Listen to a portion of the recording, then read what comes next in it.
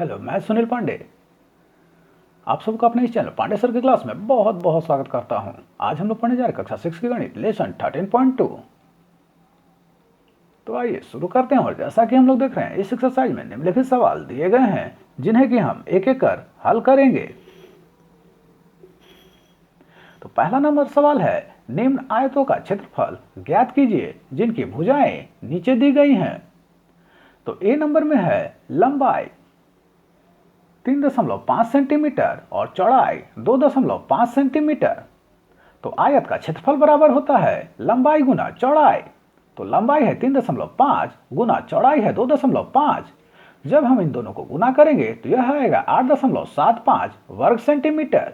यही आयत का क्षेत्रफल हुआ। बी नंबर में है लंबाई 12 सेंटीमीटर और चौड़ाई 6 सेंटीमीटर। तो आयत का क्षेत्रफल बराबर लंबाई गुना चौड़ाई। लंबाई है 12 और गुना चौड़ाई है 6 सेंटीमीटर, और दोनों को गुना करेंगे तो यह आएगा 72 वर्ग सेंटीमीटर।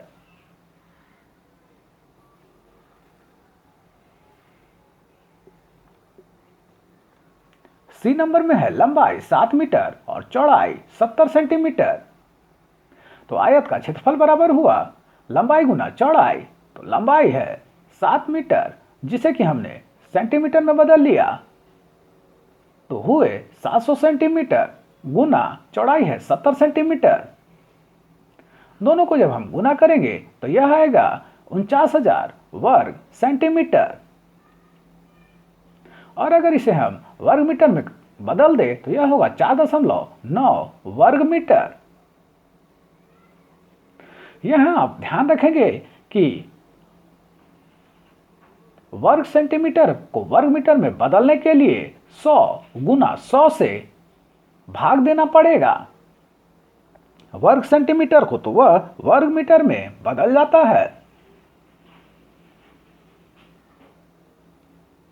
डी नंबर में है लंबाई 3 किलोमीटर और चौड़ाई 800 मीटर। तो आयत का क्षेत्रफल बराबर हुआ लंबाई गुना चौड़ाई। लंबाई जो यहां किलोमीटर में दिया है उसे हम मीटर में बदल लेते हैं, तो वह हुआ 3000 गुना चौड़ाई है 800।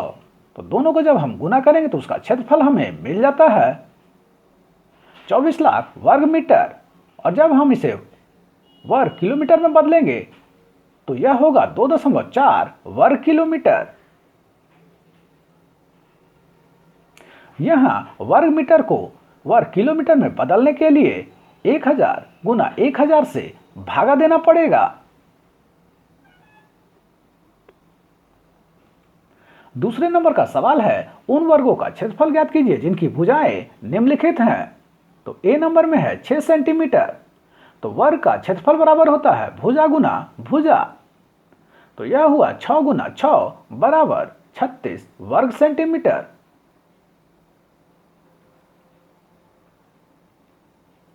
बी नंबर में है 9 सेंटीमीटर।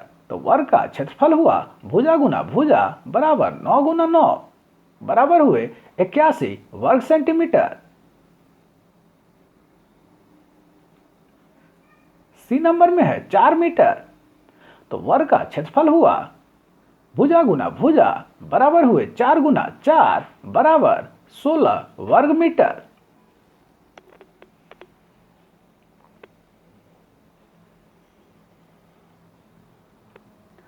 तीसरे नंबर का सवाल है, एक आयताकार बगीचे का क्षेत्रफल 144 वर्ग मीटर है। यदि उसकी चौड़ाई 24 मीटर है तो बगीचे की लंबाई ज्ञात कीजिए। तो यहां बगीचे का क्षेत्रफल बराबर होगा लंबाई गुना चौड़ाई। तो बगीचे का क्षेत्रफल हमें दिया हुआ है 144, उसे हमने बगीचे के क्षेत्रफल के नीचे लिख दिया बराबर लंबाई जो हमें नहीं दिया हुआ है उसे वैसे ही छोड़ दिया, लिख दिया लंबाई गुना चौड़ाई दिया हुआ है 24 मीटर, तो हम चौड़ाई की जगह 24 लिख दिए। अब इन्हें हम थोड़ा उलट देते हैं। अब लिखते हैं लंबाई गुना 24 बराबर 144। अब लंबाई को नीचे रहने देते हैं और 24 को बराबर के दूसरी तरफ मतलब दाहिनी तरफ ले जाएंगे तो यह गुना से हो जाएगा भाग। तो 144 को जब हम 24 से भाग देंगे तो यह होगा 6 बार में कट जाएगा। तो बगीचे का लंबाई बराबर निकला 6 मीटर।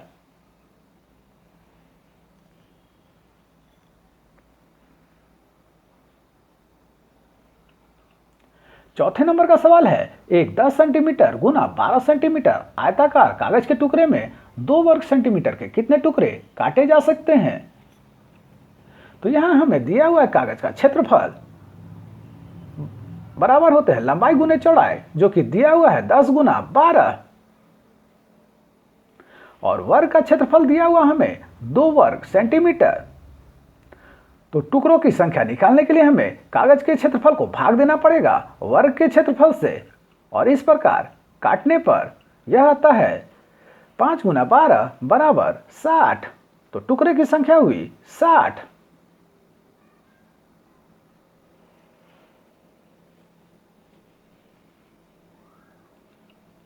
पांचवें नंबर का सवाल है, एक कमरे के आयताकार फर्श की लंबाई 6 मीटर 50 सेंटीमीटर एवं चौड़ाई 2 मीटर 50 सेंटीमीटर है। इस फर्श पर 10 सेंटीमीटर गुना 5 सेंटीमीटर की टाइलें बिछाने का खर्च ज्ञात कीजिए, जबकि एक टाइल की कीमत 5 रुपए है। तो यहां आयताकार फर्श की लंबाई हमें दिया हुआ है 650 सेंटीमीटर। हमने 6 मीटर को सेंटीमीटर में बदला तो यह हुआ 600, और 50 सेंटीमीटर दिया हुआ है तो दोनों को जोड़ेंगे 600 और 50 को तो हुए 650 सेंटीमीटर। इसी प्रकार फर्श की चौड़ाई दिया हुआ है 2 मीटर 50 सेंटीमीटर, तो 2 मीटर का मतलब 200 सेंटीमीटर और 50 सेंटीमीटर उसमें जोड़ दिए तो हुए 250 सेंटीमीटर। अब आयताकार फर्श का क्षेत्रफल हुआ 650 गुना 250, और टाइल्स का क्षेत्रफल हमें निकालना है तो वह होगा लंबाई गुना चौड़ाई बराबर 10 गुना 5। अब टाइल्स की संख्या निकालने के लिए हमें फर्श के क्षेत्रफल को जो है वह भाग देना पड़ेगा टाइल्स के क्षेत्रफल से।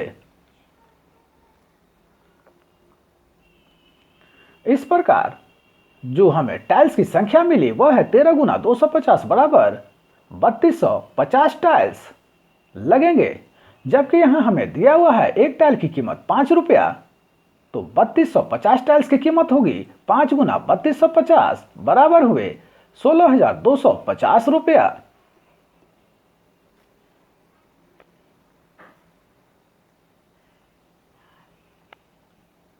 छठे नंबर का सवाल है, एक टेबल के ऊपरी आयताकार तल की लंबाई 2 मीटर और चौड़ाई 0.5 मीटर है। इसे पूरी तरह सनमाइका से ढकने का खर्च रुपए में ज्ञात कीजिए, जबकि सनमाइका की कीमत 180 रुपए प्रति वर्ग मीटर है।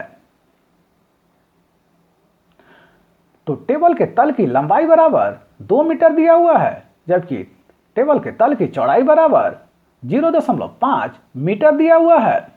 तो टेबल का क्षेत्रफल जो है वह होगा 2 गुना 0.5।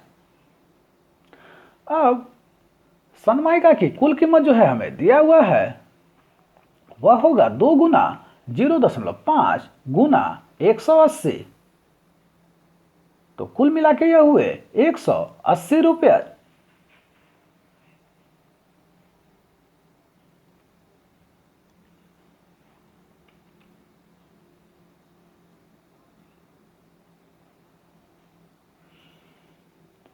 यहां हमने टेबल के तल का क्षेत्रफल निकाल लिया और उसके सनमाइका के कीमत से गुना कर दिया है।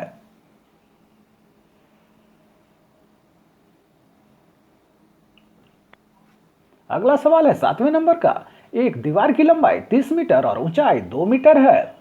दीवार पर पुताई कराने का खर्च ज्ञात कीजिए, जबकि पुताई का खर्च 50 रुपए प्रति वर्ग मीटर है। तो दीवार की लंबाई बराबर 30 मीटर और दीवार की ऊंचाई बराबर है 2 मीटर। तो दीवार का क्षेत्रफल हुआ 30 गुना 2। तो दीवार की पुताई का कुल खर्च होगा 30 गुना 2 गुना 50 बराबर हुए 3000 रुपया।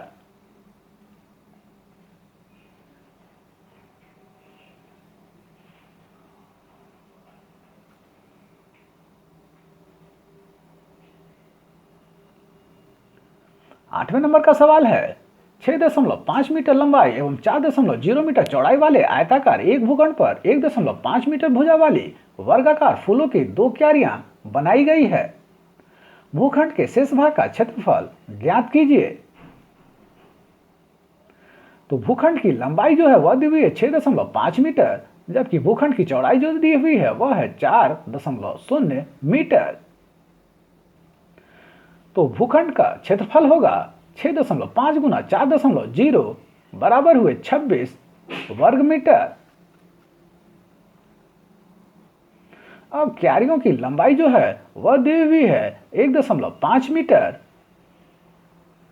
तो क्यारी का क्षेत्रफल हुआ 1.5 गुना 1.5, क्योंकि वह वर्गाकार क्यारी है, बराबर हुए 2.25 वर्ग मीटर।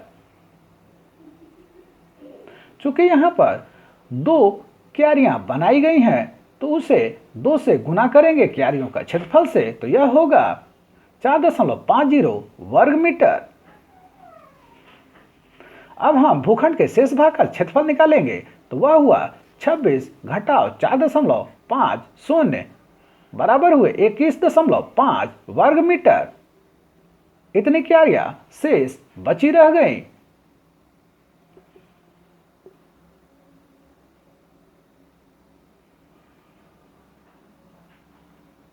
नौवें नंबर का सवाल है, एक टाइल की माप 6 सेंटीमीटर गुना 5 सेंटीमीटर है।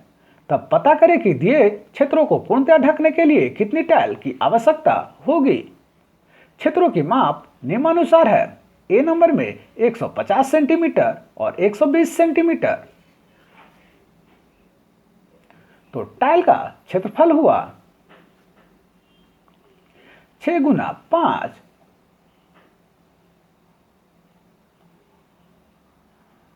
और क्षेत्र की लंबाई जो है वह दिया हुआ है 150 सेंटीमीटर और क्षेत्र का चौड़ाई है 120। तो उनका जो है क्षेत्र का क्षेत्रफल को हम भाग दे देंगे टाइल का क्षेत्रफल से, तो हमें टाइल का संख्या पता चल जाएगा।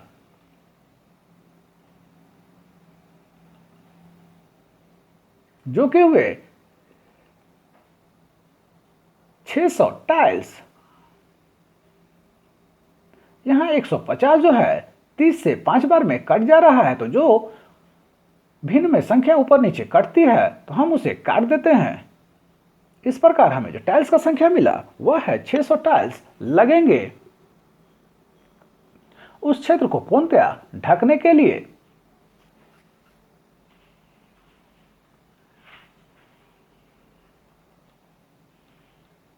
बी नंबर में है 145 सेंटीमीटर और 30 सेंटीमीटर। तो यहां टाइल का क्षेत्रफल है 6 गुना 5 और क्षेत्र की लंबाई है 145 सेंटीमीटर और क्षेत्र का चौड़ाई है 30 सेंटीमीटर। तो हम क्षेत्र के क्षेत्रफल को टाइल्स के क्षेत्रफल से भाग देंगे, तो हमें टाइल्स की संख्या मिल जाएगी। इस प्रकार यहां जो है टाइल्स की संख्या जो हमें मिली वह है 145।